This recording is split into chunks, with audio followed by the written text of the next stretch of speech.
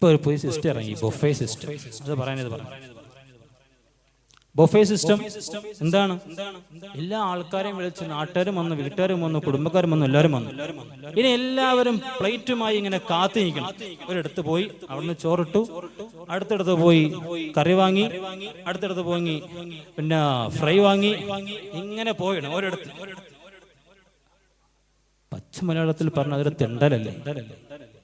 ഒരതിഥി എന്റെ വീട്ടിലേക്ക്